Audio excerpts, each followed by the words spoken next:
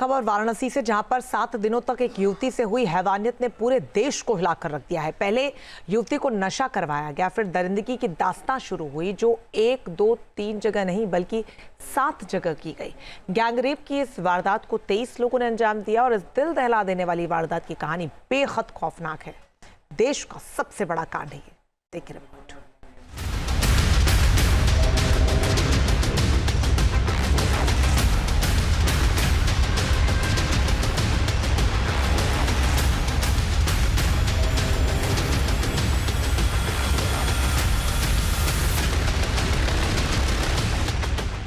आध्यात्मिक नगरी वाराणसी में महापाप हुआ, जहां दरिंदगी की इंतहा पार कर दी गई।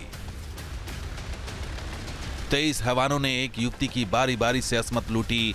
दिल दहला देने वाली ये वारदात पूरे 7 दिनों तक होती रही।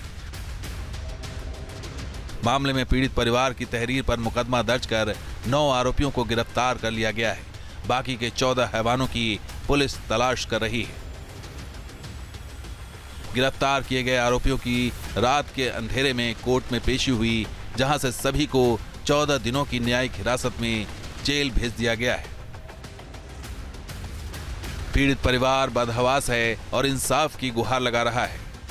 देश के सबसे बड़े गैंगरेप कांड को अंजाम देने वाले हैवानों ने जिस तरह युवती को बंधक बनाकर उसके साथ दरिंदगी की, वो कहानी खौफनाक है, जिसकी शुरुआत लंका इलाके से होती है, जहां वो एक कैफे में अपने दोस्त के साथ पहुंची थी। वाराणसी में जिस संगीन जुर्म की चर्चा आज हर तरफ है कि किस तरीके से 23 लोगों ने मिलकर एक लड़की के साथ दुष्कर्म किया।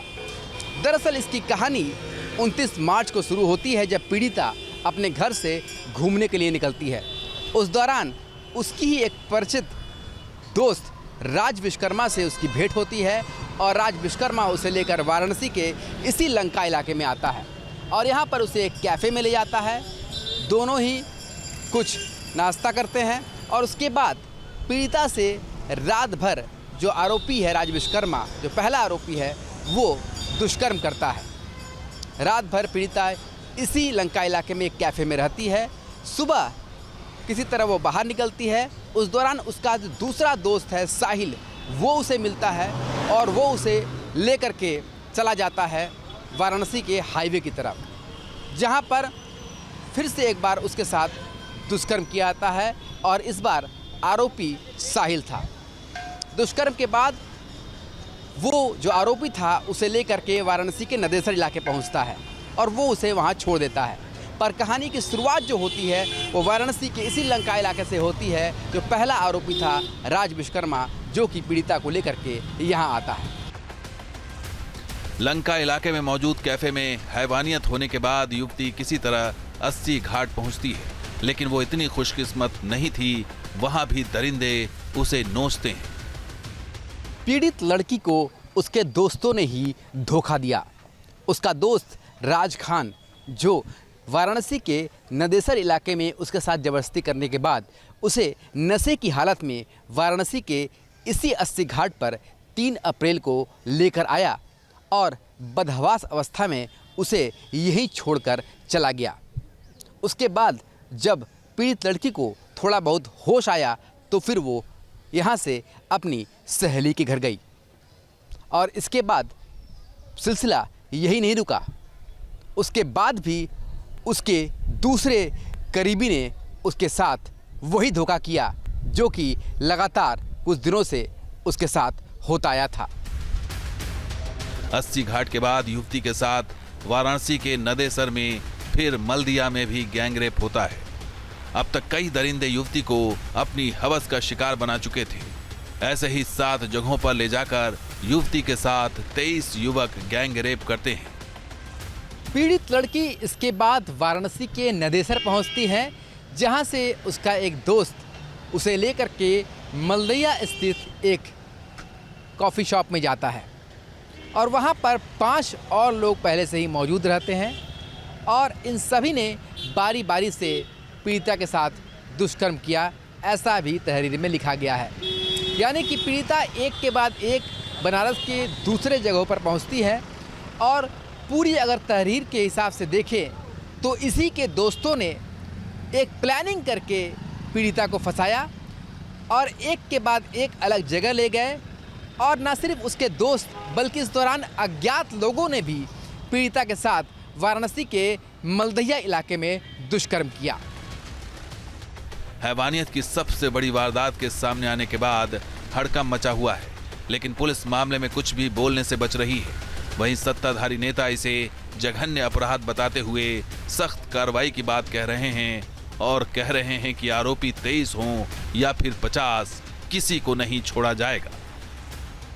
देखिए, अब मेरा इसमें स्पष्ट कॉन्सेप्ट है कि चाहे जो भी हो, चाहे भाजपा कार्यकर्ता, सपा कार्यकर्ता, चाहे कहीं भी किसी भी कोई तरह का अगर हमारे बेटियों के साथ, हमारे बहनों के साथ किसी भी तरह का छेड़छाड़ करेगा तो उसके ऊपर प्रशासन तगड़ी से तगड़ी कार्रवाई करेगी। 23 लोगों ने दुष्कर्म किया है। 23 लोग किए होंगे, चाहे 50 लोग किए होंगे, चाहे जितने भी लोग किए होंगे, सब सजा के पात्र होंगे। इसमें कहीं कोई रुकावट नहीं है और ना कोई रोक टोक है।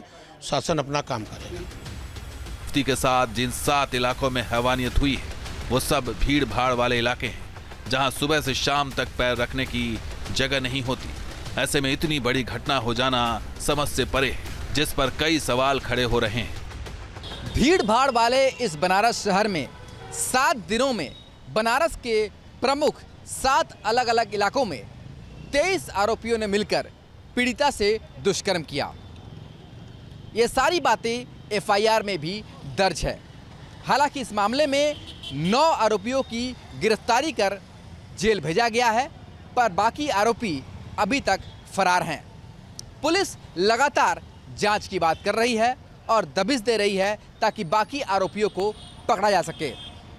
पर इस पूरे सामूहिक रेप कांड में अभी तक ये सवाल बना हुआ है कि आखिर 7 दिनों तक अलग अलग इलाकों में ये लड़की किस तरीके से पहुंचती रही और कैसे आरोपियों की संख्या 23 तक पहुंच गई। इसकी जांच पुलिस कर रही है। हालांकि पुलिस कैमरे के सामने अभी किसी तरह के कोई भी सवालों को जवाब देने में असमर्थ दिखाई दे रही है। मामले में सरकार का रुख सख्त नजर आ रहा है। प्रदेश सरकार में मंत्री रविंद्र जायसवाल का कहना है कि सभी आरोपियों की गिरफ्तारी जल्द होगी और अगर इसमें कोई पुलिस वाला भी दोषी पाया गया तो उसे भी छोड़ा नहीं जाएगा। सीपी से मेरी बात हुई है, किसी कीमत पर कोई बक्से नहीं जाएंगे और यही नहीं हुआ है, अगर इसमें कहीं पुलिस की लापरवाही भी रही है तो उनको भी खिलाफ कार्रवाई की जाएगी और इस पर पूरी जांच करा कर शहर के चौराहों का कुछ रिकॉर्डिंग इकट्ठा कर रहे हैं और रिकॉर्डिंग करने के बाद कोई भी आदमी इसमें जो रहा है वो बचेगा नहीं। इस गैंग रेप के बाद वाराणसी पुलिस कटघरे में तो है ही, क्योंकि वाराणसी में देश विदेश से हर दिन पर्यटक आते हैं। ऐसे में इस तरह की घटना पुलिस की कार्यप्रणाली पर सवाल उठाती है। बनारस का ये सामूहिक रेप कांड लगातार सुर्खियां बनता जा रहा है। ऐसे में प्रदेश सरकार के मंत्री ने यहां तक कह दिया है कि जिस तरीके से ये जघन्य अपराध को किया गया है उससे वो बेहद दुखी हैं। ऐसे में कोई भी दोषी होगा उसे बख्शा नहीं जाएगा और अगर इसके लिए पुलिस भी दोषी होगी तो पुलिस के भी उन अधिकारियों को नहीं बख्शा जाएगा, क्योंकि जिस तरीके से शहर भर में ये कांड हुए हैं उससे कहीं ना कहीं पुलिस प्रशासन पर भी सवाल उठना लाजमी है। वीडियो जर्नलिस्ट शिवम मिश्रा के साथ Sushant Mukherjee, news nation, Varanasi. News nation अब व्हाट्सएप पर खबरों के ताजा अपडेट के लिए न्यूज़ नेशन के इस QR कोड को स्कैन करें।